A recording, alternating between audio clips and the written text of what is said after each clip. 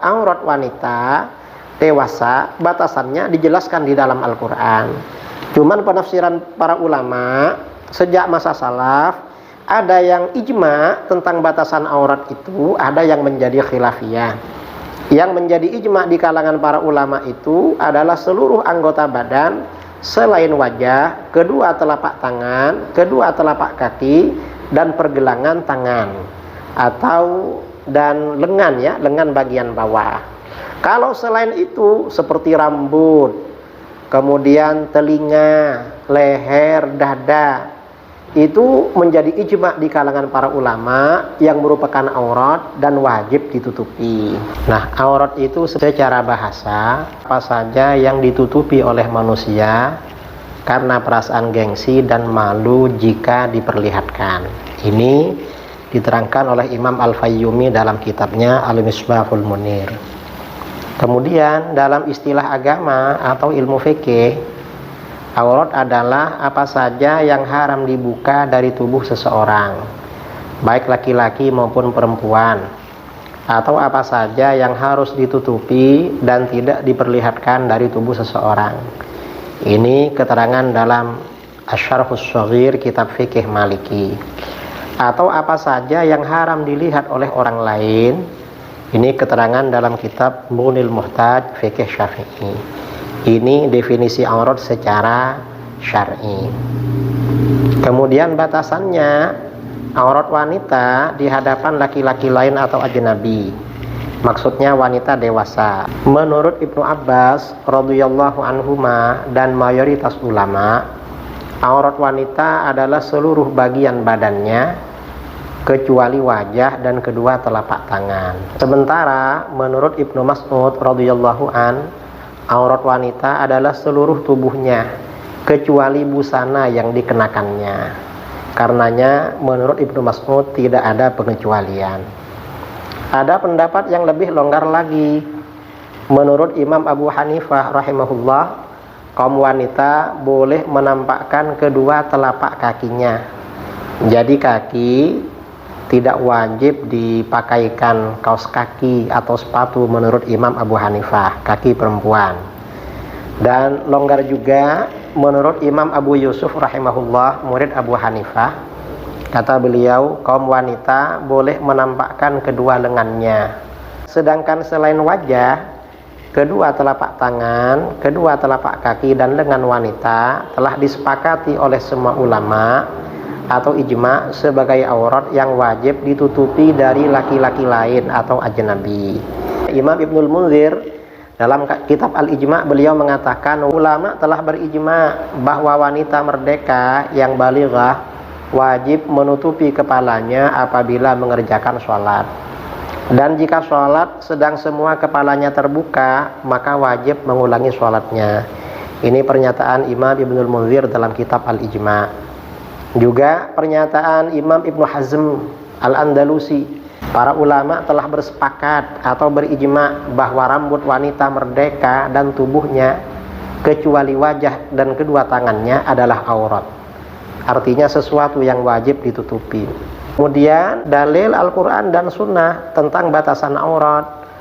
Allah Subhanahu wa ta'ala berfirman dalam surah An-Nur, katakanlah kepada wanita-wanita mukminah, hendaklah mereka menahan pandangan mereka dan memelihara kemaluan mereka, dan janganlah mereka menampakkan hiasan mereka kecuali yang tampak darinya, dan hendaklah mereka menutupkan kerudung mereka ke dada mereka, dan janganlah mereka menampakkan perhiasan mereka kecuali kepada suami mereka atau ayah mereka atau ayah suami mereka atau putra-putra mereka atau putra-putra suami mereka atau saudara-saudara laki-laki mereka dan putra-putra saudara laki-laki mereka atau putra-putra saudara perempuan mereka atau wanita-wanita mereka atau budak-budak yang mereka miliki atau pelayan-pelayan laki-laki yang tidak mempunyai keinginan atau anak-anak yang belum mengerti tentang aurat-aurat wanita. Dan janganlah mereka menghentakkan kaki mereka agar mereka diketahui perhiasan yang mereka sembunyikan. Dan bertaubatlah kamu sekalian kepada Allah, hai orang-orang mukmin, supaya kamu beruntung. Al-Quran surah An-Nur ayat 31. Nah, maksud dan janganlah mereka menampakkan hiasan mereka, maksudnya kaum wanita tidak boleh menampakkan bagian-bagian tubuh yang menjadi tempat-tempat perhiasan seperti kaki, pergelangan tangan, telinga, dan leher. Ini keterangan dalam tafsir Al-Baghawi menurut pendapat mayoritas ulama. Kemudian illa ma dhahara minha, maksud kecuali yang tampak darinya, kaum wanita boleh menampakkan wajah dan kedua telapak tangan. Menurut Sa'id bin Jubair, Ad-Dhahhak, dan Al-Auza'i, ini ulama-ulama salaf pakar tafsir. Atau boleh menampakkan busana yang dikenakannya saja, menurut Ibnu Mas'ud radhiyallahu an. Ini pendapat yang ketat sekali, hanya bajunya yang boleh kelihatan. Dan atau perhiasan celak, cincin, dan pacar yang ada di telapak tangan, menurut Ibnu Abbas radhiyallahu anhuma. Ini sama dengan pendapat mayoritas ulama.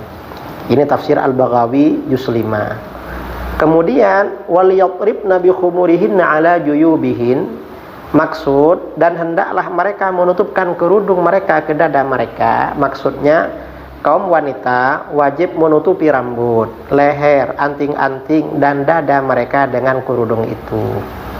Mengapa wajib ditutup? Karena itu adalah aurat. Demikian keterangan dalam tafsir Al-Baghawi. Dalam ayat lain Allah juga berfirman, hai Nabi, katakanlah kepada istri-istrimu dan anak-anak perempuanmu dan wanita-wanita orang-orang mukmin agar mereka mengulurkan atas diri mereka jilbab mereka. Itu menjadikan mereka lebih mudah dikenal sehingga mereka tidak diganggu. Dan Allah Maha Pengampun lagi Maha Penyayang. Al-Ahzab 59. Nah, yang dimaksud yudinina alaihinna min jalabibihin, maksud agar mereka mengulurkan atas diri mereka jilbab mereka. Menurut Ibnu Abbas radhiyallahu anhuma, kaum wanita diperintahkan untuk menutupi kepala dan wajah mereka dengan jilbab, kecuali satu mata saja, agar mereka diketahui sebagai wanita merdeka sehingga tidak diganggu oleh orang. Demikian dalam tafsir Al-Baghawi. Nah, itu ayat Al-Quran. Kemudian hadis Aisyah radhiyallahu anha berkata bahwa Asma putri Abi Bakar radhiyallahu an datang menemui Rasulullah SAW dengan memakai pakaian tipis atau transparan. Maka Rasulullah SAW berpaling enggan melihatnya dan bersabda, hai Asma, sesungguhnya perempuan jika telah haid tidak lagi wajar terlihat darinya kecuali ini dan ini, sambil beliau menunjuk ke wajah dan kedua telapak tangan beliau. Hadis ini riwayat Imam Abu Dawud secara mursal, tetapi hadis ini nilainya hasan li ghairihi berdasarkan komposisi jalur-jalurnya. Nah, ini keterangan ayat-ayat Al-Quran dan hadis tentang batasan aurat. Maksud sabda Nabi SAW, sesungguhnya perempuan jika telah haid tidak lagi wajar terlihat darinya kecuali ini dan ini. Maksudnya apa? Seorang wanita yang telah haid, artinya balighah, tidak boleh menampakkan bagian tubuhnya kepada laki-laki lain kecuali bagian yang diperlukan, yaitu wajah dan dua telapak tangan. Demikian keterangan Imam Ibnu Ruslan dalam Syarah Sunan Abi Dawud. Nah, kemudian saudara, setelah demikian, keterangan tadi kan jelas sekali tentang batasan aurat. Batasan aurat ya, ada yang menjadi ijma ulama, kemudian ada yang menjadi khilafiyah di kalangan mereka. Dan dari wajibnya menutupi kepala ya, berkerudung bagi perempuan. Ini ada hadis ya yang menjadi pelajaran bagi kita. Dari Abu Hurairah radhiyallahu an, Rasulullah SAW bersabda, dua kelompok dari penghuni neraka belum saya lihat keduanya. Kelompok pertama adalah kaum pria yang memiliki cemeti-cemeti seperti ekor sapi. Dengannya mereka menyiksa hamba-hamba Allah. Maksudnya mungkin petugas-petugas keamanan ya, yang membantu penguasa-penguasa yang zalim untuk menyiksa rakyat-rakyatnya yang tidak bersalah. Kemudian dan kedua adalah wanita